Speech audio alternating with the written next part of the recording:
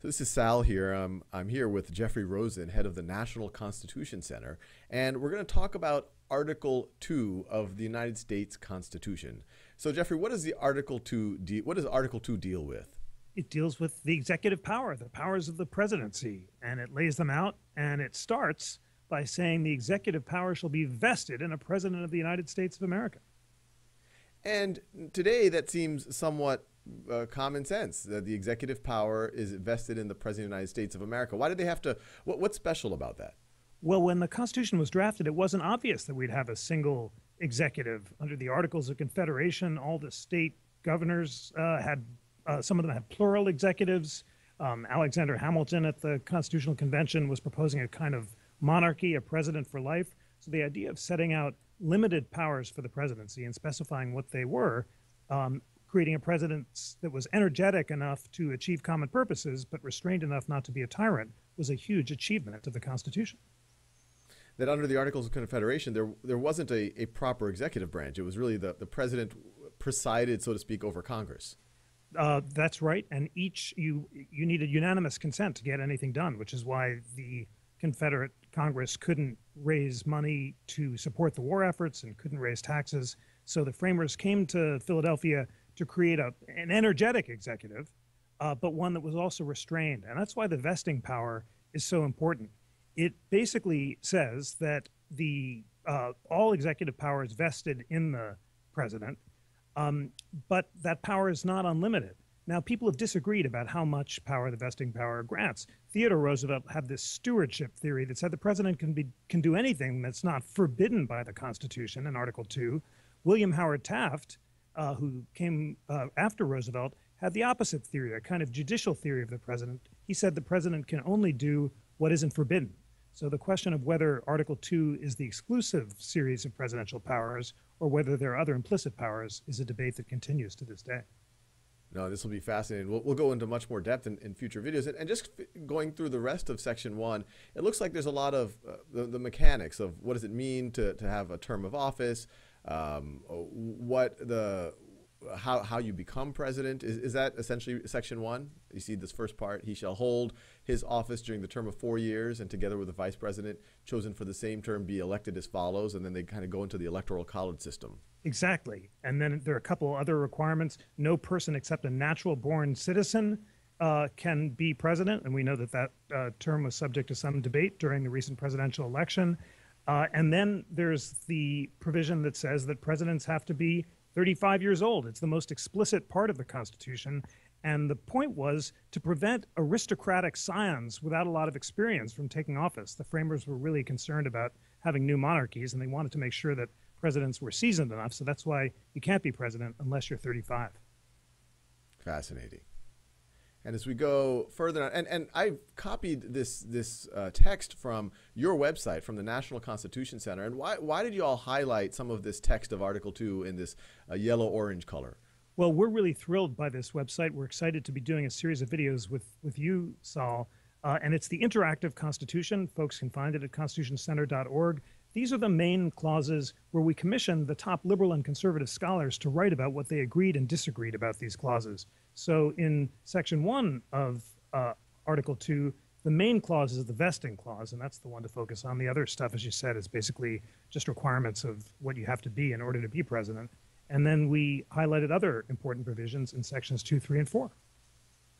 Yep. And in particular, this section on the electoral college system, this was superseded, I learned from your website, by the 12th Amendment because of what happened with Aaron Burr and Thomas Jefferson. Yes, we know that from the musical Hamilton, that the election of 1800 did not end well. It was actually a tie in the House, and so it went into the Electoral College, and rather a tie in the Electoral College. It went to the House, and Alexander Hamilton cast his support for Jefferson over Burr, and Burr was so furious about that he challenged Hamilton to the duel that ultimately killed him. But the peculiarity of having the original system where the first place winner in the Electoral College became president and the second place winner became vice president was so unwieldy that that provision of the Constitution was amended, and now, as we know, presidents and vice presidents run on a single ticket. Yep, yep. And then the rest of Section 1, it kind of finishes off with, in the case of the removal of the president, his death, resignation, inability to discharge the powers. So it talks about how Congress can provide for who should be president next. Exactly so. And there are statutes that provide that, and Congress has an elaborate rule of secession that it's created as empowered by this part of the Constitution. Yeah. And then the last two pieces here, it talks about just the compensation of the president. It cannot be increased nor diminished during the period for which he shall be elected, maybe to prevent him from giving himself a raise or herself from giving herself a raise. And then the last is just the famous oath of office. I do solemnly swear or affirm that I will faithfully execute the office of the President of the United States and will do to the best of my ability preserve, protect, and defend the Constitution of the United States. Saul, you did a great job, although there was an extra do in there. And I'm pointing that out because you remember when Chief Justice Roberts administered the oath to President Obama, the fact that he slightly bungled it led Roberts, just to be safe, to re-administer the oath. I see.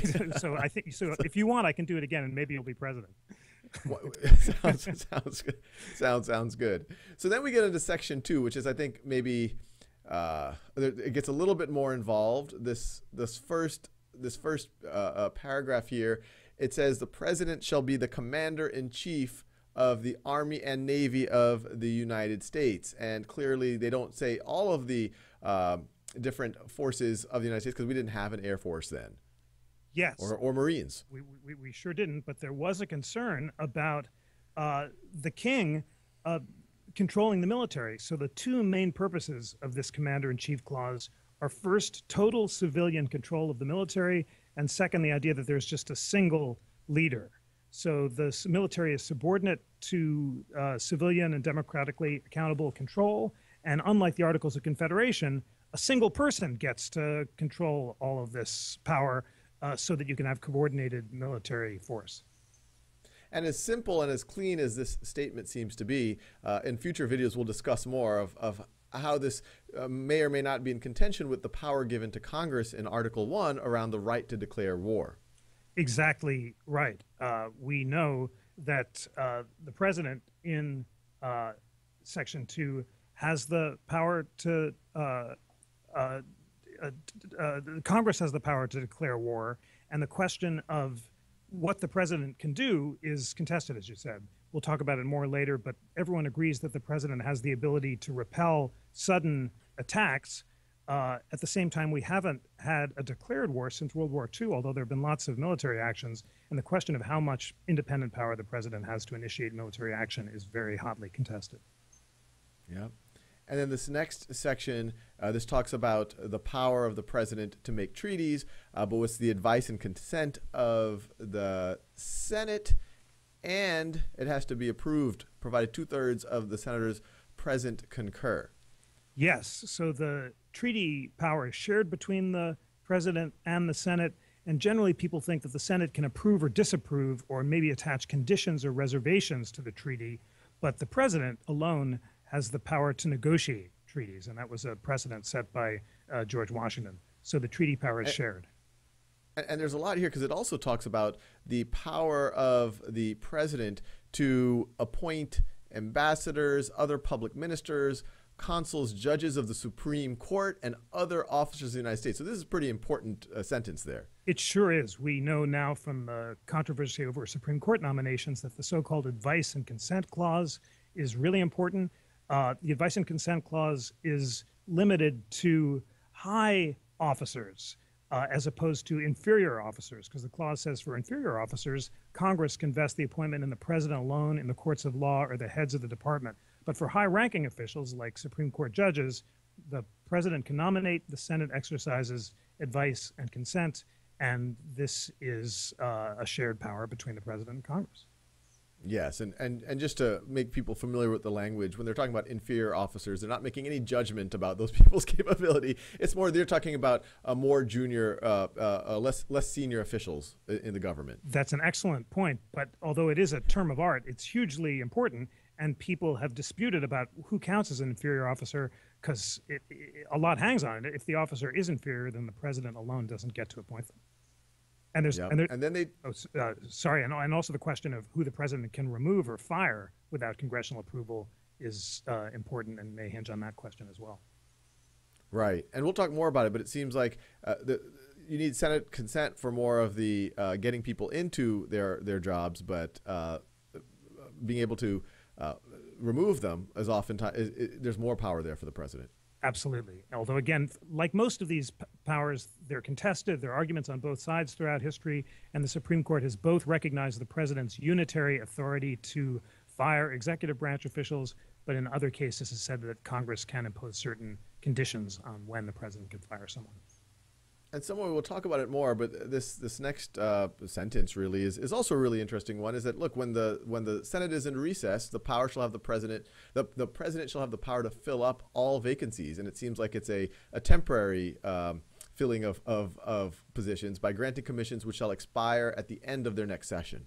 That's exactly right. And the president's power to make recess appointments was just litigated before the Supreme Court, and the Supreme Court unanimously said that President Obama could not make certain appointments because Congress wasn't technically out of session. So the question of when the Senate is in recess is very contested, and the scope of that power is really important as well. Yeah. And Section 3 is, it kind of just says, hey, the president can get Congress together for the State of the Union, can address Congress, can kind of tell Congress what's on his or her mind. Yes. It does say that, and the State of the Union power is really important. You know, there's one other clause in Section 2 that we just might want to flag, and that's the take care clause. Sorry, that's in Section 3, and I know you're about to get to it. So we start with this ability to give Congress information about the State of the Union, the ability to convene both houses of Congress in cases of disagreement among them, but then you get to this really core power that he shall take care that the laws be faithfully executed. And why is that so important, that he takes care of the laws? I mean, isn't that what the executive should be doing? Absolutely, but there's a serious question. What happens if the president believes a law is unconstitutional? Then is it the kind of law that he has to execute? And President Thomas Jefferson said no. He refused to enforce the Sedition Acts, which basically allowed the government to punish people who criticized the president on the grounds that Jefferson believed that it was unconstitutional.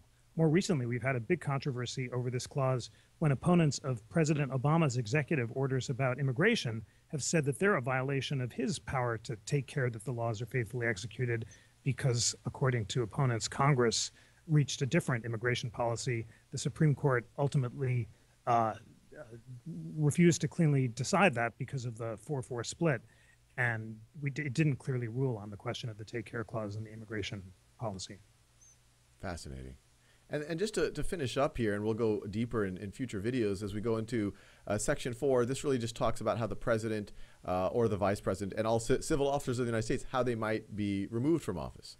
That's right. And we know from not so distant history that the only way that the president can be removed from office is by impeachment. A president is impeached by the House and has to be convicted by the Senate. 2 presidents have been impeached in American history, Andrew Johnson and Bill Clinton. Neither has been convicted. So we've never actually had a president who's been removed from office through the impeachment clause. And a lot of times in popular language, impeachment, to be clear, impeachment is the accusation, and then you have to be held that, no, you actually did, those crimes happen, and that's what you're saying that the Senate is responsible for. That's right. You can be impeached but acquitted, and that's what happened to both Bill Clinton and Andrew Johnson. So it's like being indicted, but then you go to trial and you're later acquitted.